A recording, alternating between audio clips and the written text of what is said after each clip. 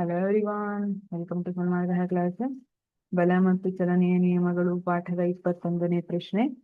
2 kg ತೂಕದ ವಸ್ತುವಿಗೆ 10 Newton ಬಲವನ್ನು ಅನ್ವಯಿಸಿದಾಗ ವಸ್ತುವಿನ ವೇಗೋತ್ಕರ್ಷ ಅಂತ ಕೇಳ್ತಿದ್ದಾರೆ. ಏನೇನನ್ನ ಕೊಟ್ಟಿದ್ದಾರೆ?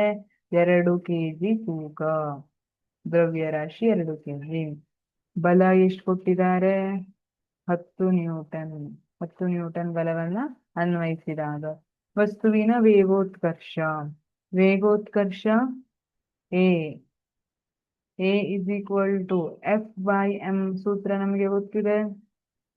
ಹಾಗಾಗಿ F ವ್ಯಾಲ್ಯೂ ಎಷ್ಟಿದೆ? 10 ನ್ಯೂಟನ್. M ವ್ಯಾಲ್ಯೂ ಎಷ್ಟಿದೆ? 2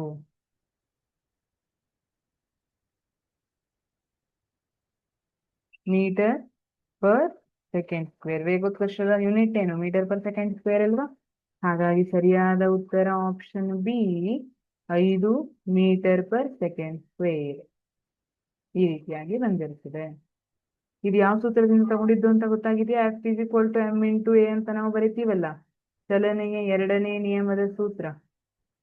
ಅದರ ಮೂಲಕ ಇದನ್ನ ರಿಅರೇಂಜ್ ಮಾಡಿ A is equal to F divided by m ಅಂತ ಮಾಡಿ. Thank you.